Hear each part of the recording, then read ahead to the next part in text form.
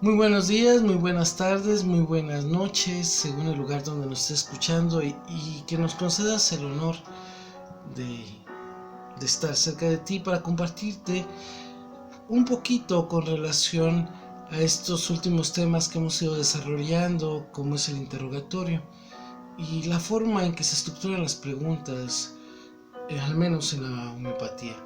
Si bien en filosofía y psicología se valen todo tipo de preguntas, en homeopatía hemos visto que son dirigidas estas preguntas para encontrar los síntomas característicos, raros, únicos y peculiares en tanto de forma particular, es decir, los síntomas locales específicos en alguna parte del cuerpo, los síntomas generales que abordan toda la constitucionalidad, los síntomas mentales que tienen que ver con nuestra manera de pensar, nuestra manera de percibir la realidad, nuestro carácter, los síntomas que nos van a dar el pensar en nuestros deseos y aversiones, así como aquellos que se presentan por el sueño, cómo dormimos, cómo nos acostamos, qué soñamos, si nuestro sueño es reparador o no.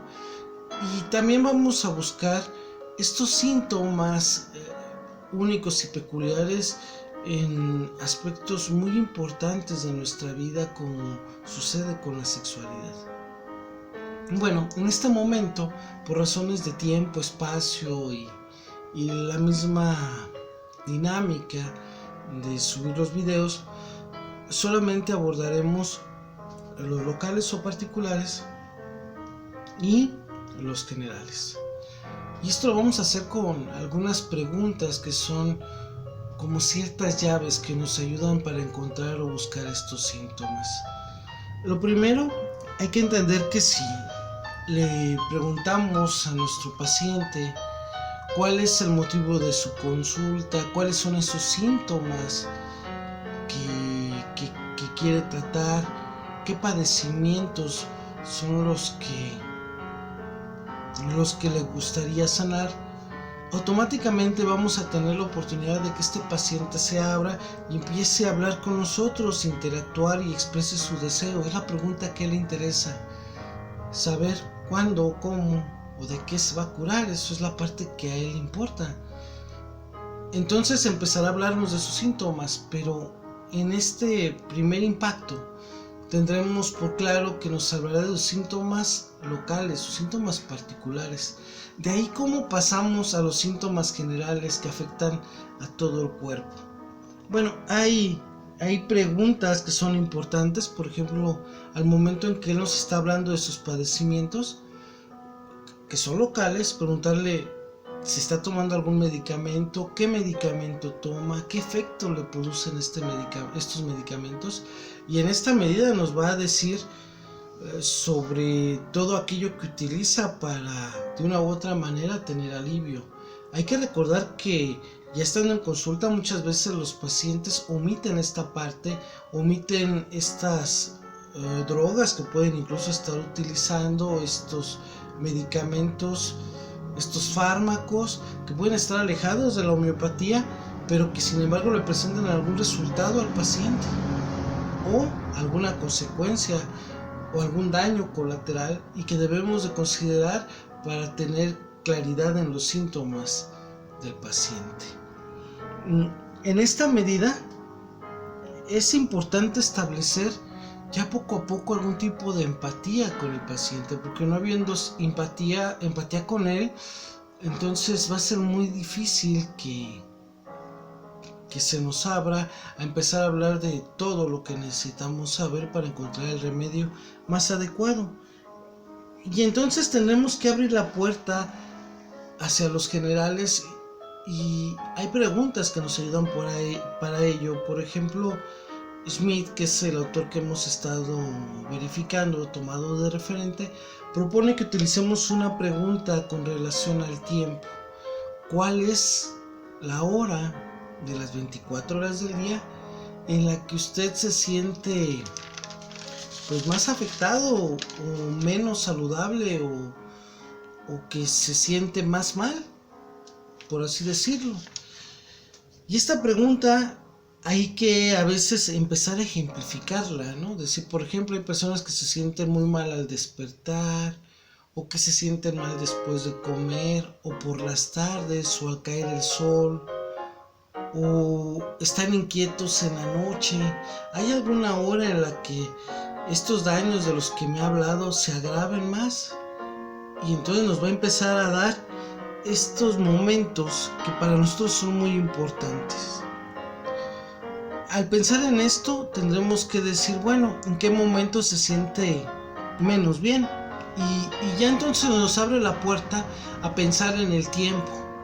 Si hay un tiempo específico del año, una temperatura, si es con el calor, si es con el frío, si es con alguna de las estaciones, alguna manera en que aminora los síntomas, y nos empezará a dar la puerta para preguntar por los cambios de clima, cómo es que se soportan las altas o bajas temperaturas, cómo se enfrentan estos embates del tiempo, qué clima es el adecuado, cuál no puede soportar, a dónde le gustaría ir de vacaciones, por ejemplo. Quizá esto nos diga mucho del clima o de la geografía que le asienta de la mejor manera posible. De la misma manera, podemos ya al pensar en el clima y en la temperatura preguntar por otros aspectos como cuál es la ropa que mejor le acomoda, qué ropa soporta, qué ropa no soporta. Recordemos que hay personalidades homeopáticas que tienen muy claros ciertos tipos de ropa, ¿no? Por ejemplo, la chesis le queda muy bien a personas que como característica especial tienen el no poder sentir constricción en el cuello y suelen usar ropa más despegada, ¿no? Saber su ropa que utilice es holgada, el tipo de tela puede ser importante para nosotros. En fin, al llegar a este momento y preguntar por el tipo de tela, estamos preguntando por la forma de abrigo, qué tipo de ropa utiliza para abrigarse.